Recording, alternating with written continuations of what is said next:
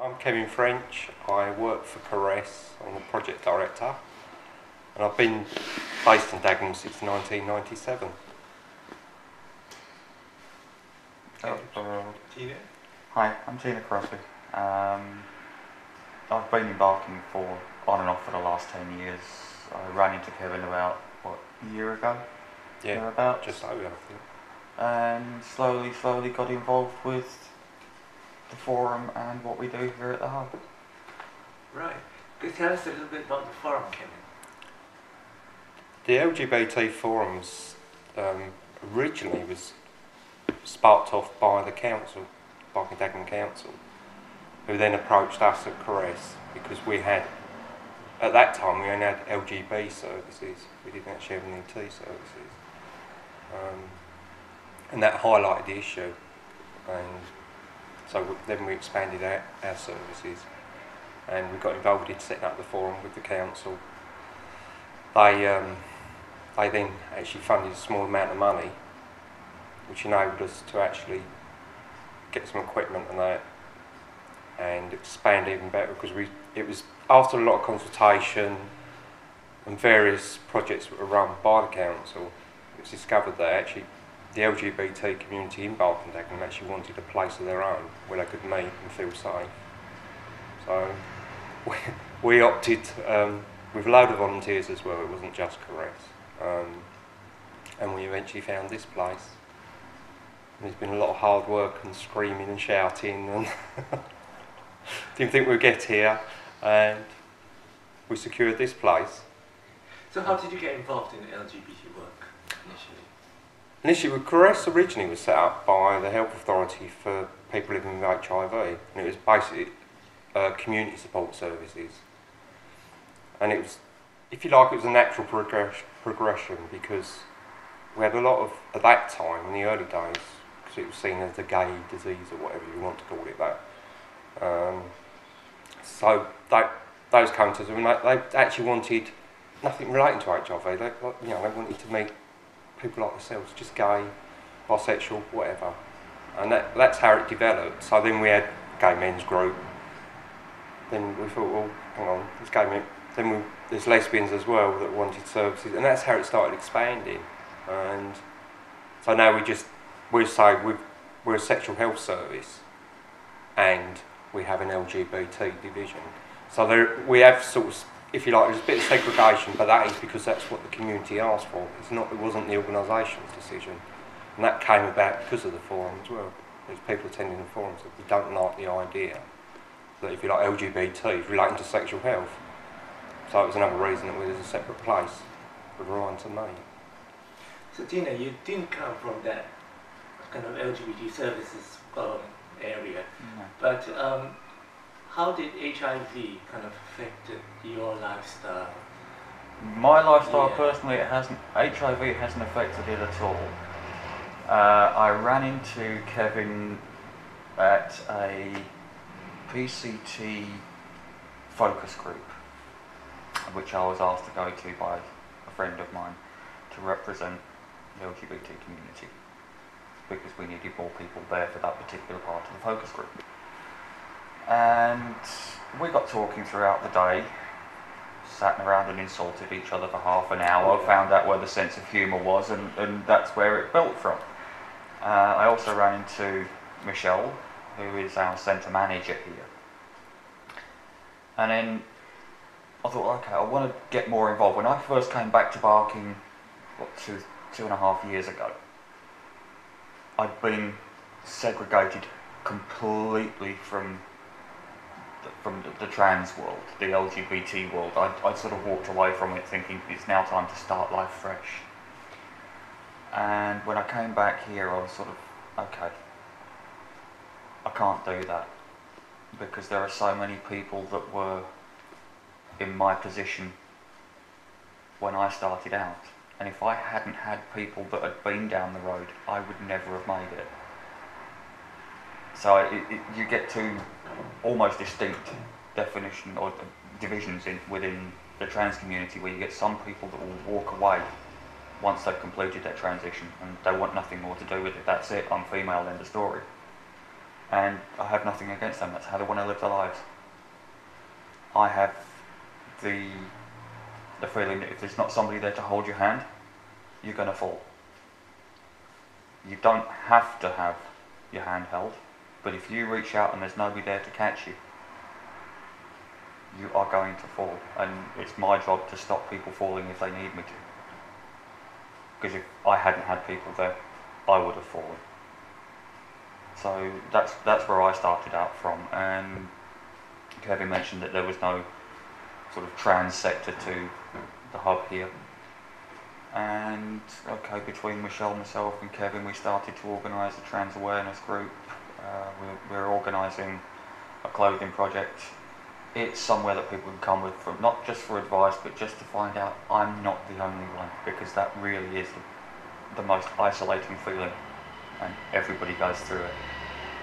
So what was your experience when you had to transition? I have to say I was one of the very lucky ones.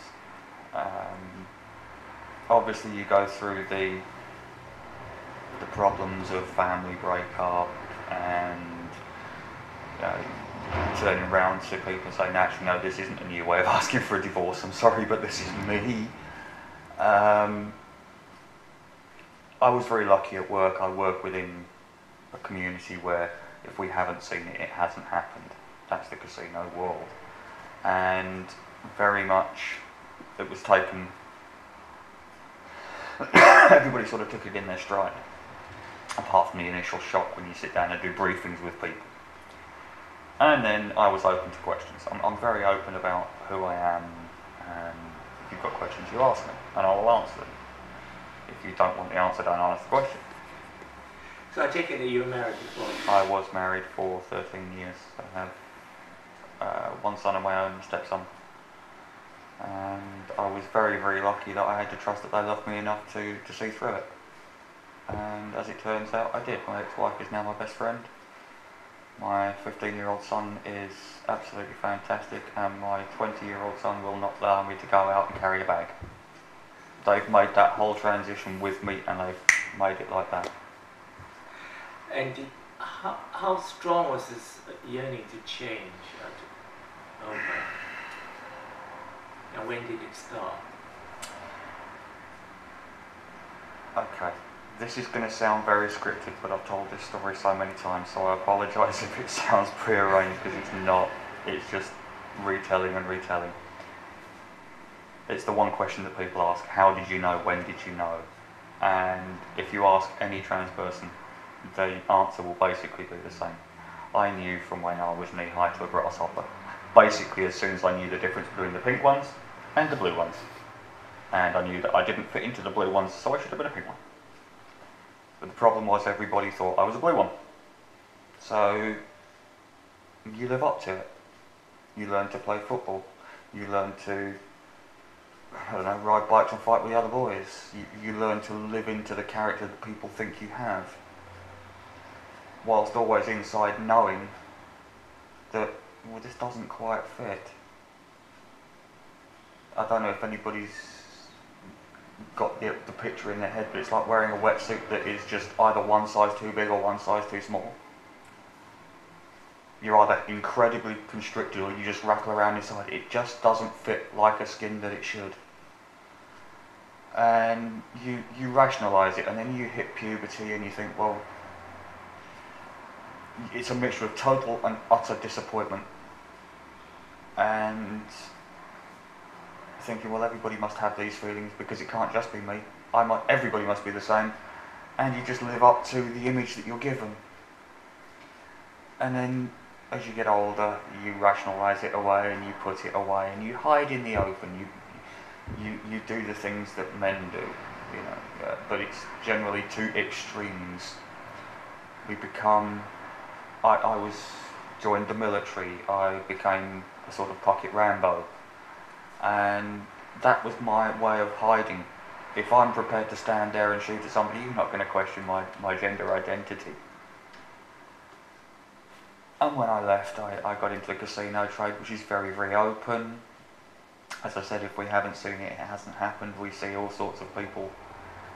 And I could carry a character to work. I was a totally different person. Behind the roulette table, I was the life and soul of the party. When at home, I was an absolute control freak. Looking back, I was a nightmare to live with.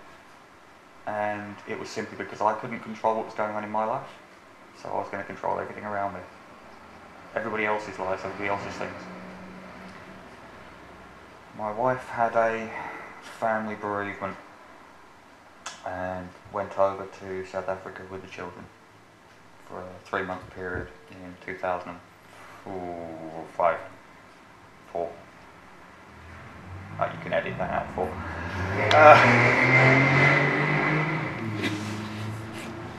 Can you edit that out as well?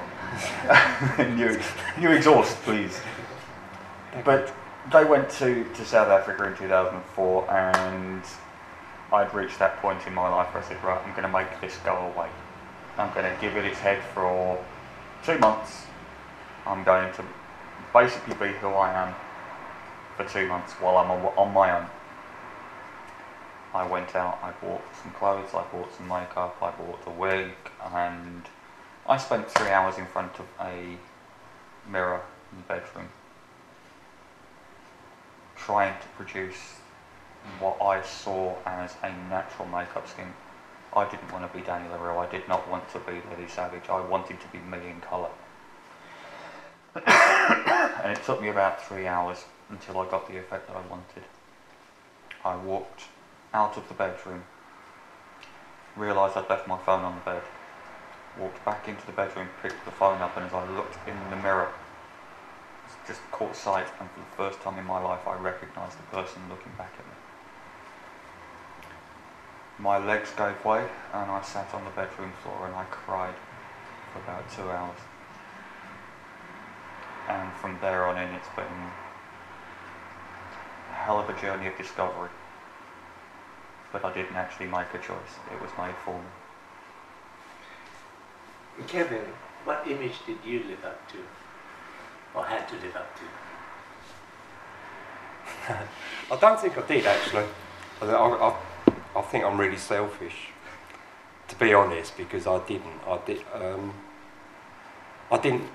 enjoy a lot of sports and things like that. Yeah, okay, I was a boy at school, and that thing I did love was rugby. I had nothing to do because it was men or anything like that. It's just that I enjoyed that. The rest of the stuff I wasn't interested in. Actually, I do remember something from junior school. One of my reports, end of year reports, I think I'm probably about 7 or 8, and one of the teachers had written in there, Kevin tends to have effeminate tendencies. I know it wouldn't be allowed these days, but I was so thick I didn't even know what that meant. So I had to go home and ask my grandmother. And I think the way she explained it was, that means you're a sissy boy. And I remember that actually made me cry, just say it. But I mean, that is the only thing I ever remember. When I actually came out, which is years later, when I realised, yes, I did try to be, if you like, normal. I had girlfriends, but I just knew something wasn't right. And it was all of a sudden, it just happened.